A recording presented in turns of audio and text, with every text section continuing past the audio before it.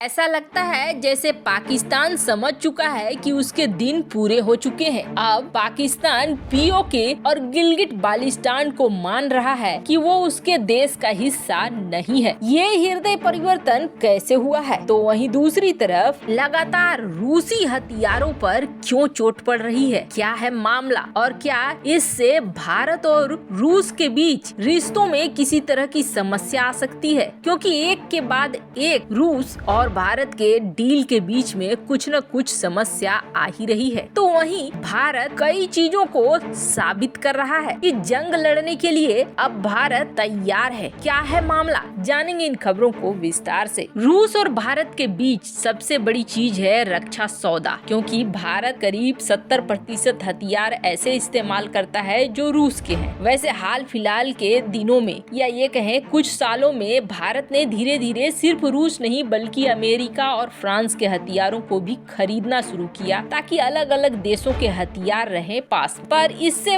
जहां रूस पहले ही थोड़ा खफा था, तो वहीं अब कुछ ऐसे निर्णय हो रहे हैं एक के बाद एक। कुछ तो अमेरिका के कारण हो रहे हैं और कुछ भारत के कारण हो रहे हैं, जो भारत के लिए फायदेमंद तो हैं, लेकिन रूस के लिए फायदेमंद नहीं है। अब जैसे आप देखिए कि अब तक भारत ज्यादातर हथियारों को खरीदा करता था बाहर से, चाहे वो रूसी क्यों ना हो या दूसरे देशी क्यों ना हो, लेकिन अब ये धीरे धीरे बंद हो गया। अब ये धीरे धीरे भारत सरकार बंद कर रही है, क्योंकि अब ज्यादातर ऐसे हथियारों को ही खरीदा जा रहा है जो अपने देश में नहीं बन सकता है, बाकी को अपने ही देश में बनाने के लिए बड़े स्तर पर काम भी चल रहा है। जैसे कि भारत के डीआरडीओ ने 2 दिन पहले ही एक मैनपेट का परीक्षण किया और भारत का ये main portable air defence system बहुत ही जबरदस्त है, जिसकी रेंज 2.5 किलोमीटर की है और लॉन्च वेट है करीब 15 केजी की। इसका परीक्षण लगातार सही आ रहा है, जिसके बाद अब इसमें सीकर लगाने की परियोजना पर आगे बढ़ रहा है डीआरडीओ। लेकिन अब डीआरडीओ की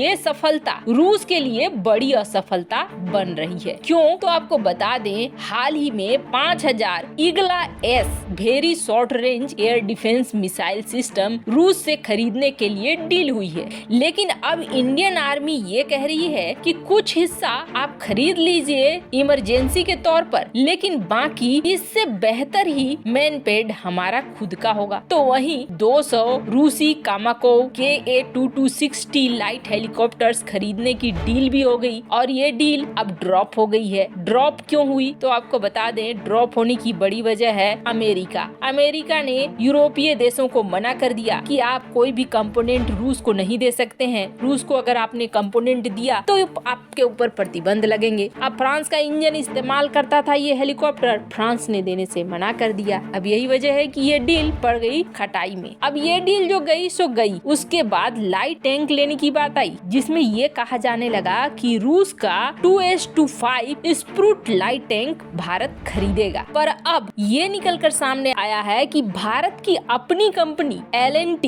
एक नए टैंक को बनाएगी जो फ्यूचर मेन बैटल टैंक होगी और इंडियन आर्मी इस टैंक के साथ जाना चाहती है, जो T-72 की फ्लीट है भारत में, उसको रिप्लेस करेगी। यहाँ पर भी रूस को मात मिल रहा है। तो वहीं दूसरी तरफ आगे बढ़ी बात फ्यूचर रेडी कॉम्बैट व्हीकल्स के लिए। फ्यूचर रेडी कॉम्बैट व्हीकल्स के लिए, जिसमें दुनिया के बाकी देश ये सोच रहे थे कि उन्हें मौका मिलेगा, लेकिन अब यहाँ पर आ रहा है Tata Motors, Reliance defence engineering limited, Mahindra group, Bharat forge, Tata power, बहुत सारी भारतीय कंपनियां अब इस क्षेत्र में आ रही हैं, जिसके बाद रूस को भले मार पड़ रही हो हथियार के क्षेत्र में, लेकिन भारत के लिए ये बहुत ही अच्छी बात है। इसलिए अच्छी बात है क्योंकि अमेरिका वगैरह देशों ने एक कंपनी पर कभी निर्भर नहीं रहे ये देश, बल्कि प्राइवेट कंपनियों को मौका देते गए और प्राइवेट कंपनियों को दिए गए मौके का असर ये हुआ कि उनके पास अलग अलग तरह के हथियारों का जमावड़ा हो गया। और जब लंबा युद्ध कोई चलेगा तो इसमें वही देश जीतेगा जिसके यहाँ खुद हथियार बनते हैं।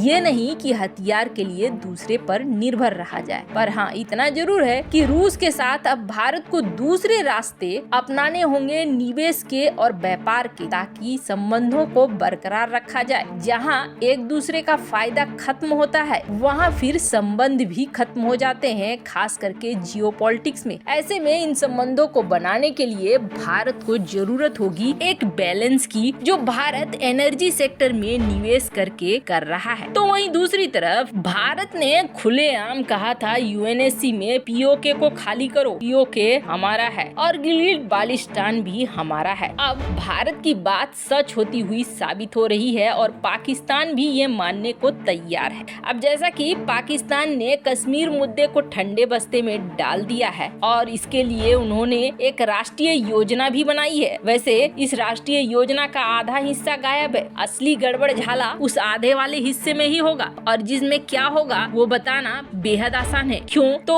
उसमें जरूर यही होगा कि अभी फिलहाल के लिए हम ऐसा करते हैं, जब हमारी इकोनॉमी ठीक हो जाएगी तो हम इस इधर बीच संगठन को मजबूत करते रहेंगे, घुसपैठ करवाते रहेंगे वगैरह वगैरह वगैरह। यही वजह है कि आधे पार्ट को गोपनीय रखा गया है। लेकिन अब ऐसा है कि ये जो हिस्सा आप देख रहे हैं पीओके का, गिलगिट बाल्टिस्तान का, लेकिन इस हिस्से को कभी पाकिस्तान के हिस्से की तरह नहीं देखा गया और पाकिस्तान ने इस हिस्से में कभी वैसा बर्ताव भी नहीं किया। सिर्फ इस हिस्से का दोहन करने में लगा रहा पाकिस्तान यही सोचता रहा कि जितना ज्यादा से ज्यादा इस हिस्से का फायदा उठा लो, ये कल को भारत ले ही लेगा। भारत जब ले लेगा तो हमारा इसके ऊपर खर्चा किया हुआ बिल्कुल बेकार जाएगा। ऐसे में सिर्फ दोहन करो, यहाँ पर जो प्राकृतिक गैस है उसका इस्तेमाल करो, यहाँ जो खनिज संपदा है उसका इस्तेमाल करो। पर अब जो यूनिवर्सल सर्विस फंड है, जो पाकिस्तान की इंफॉर्मेशन टेक्नोलॉजी मिनिस्ट्री का हिस्सा है, उसने ही सीधे सीधे ये कह दिया है कि गिलगिट बाल्टिस्तान और पीओके हमारा नहीं है, ये पाकिस्तान का पार्ट नहीं है। अब ये हुआ क्यों है तो आपको बता दें, दरअसल यूएसएफ ने एक लेटर लिखा है पाकिस्तान की सरकार को। क्यों लिखा है? क्योंकि गिलगिट बाल्टिस्तान और पीओके में मोबाइल टावर, इंटरनेट कनेक्टिविटी वगैरह लगाने का कार्यक्रम चल रहा है। जब ये कार्यक्रम चल रहा है तो यूएसएफ कह रही है कि हम इलाके में नहीं लगाएंगे इंटरनेट को और नहीं लगाएंगे मोबाइल टावर। गिलगिट बाल्टिस्तान के चीफ मिनिस्टर, जिसे पाकिस्तान ने ही बिठाया है, खालिद खुर्शीद ने चिट्ठी लिखी और बोला हमारे तरफ भी लगा दो इंटरनेट, हमारे तरफ भी लगा दो मोबाइल नेटवर्क। तो इनका जवाब आया कि चूंकि ये हमारे देश का हिस्सा नहीं है, इसलिए हम यहाँ पर मोबाइल टावर वगैरह नहीं लगा सकते हैं। अब आप समझ सकते हैं कि इस इलाके को कभी पाकिस्तान अपना मानता भी नहीं है और न ही उस तरह की सुख सुविधाएं देता है। लेकिन ये मामला अब मीडिया में पहुंच चुका है। देख सकते हैं क्या ये सही समय है पीओके के लिए भारत को आगे बढ़ना चाहिए।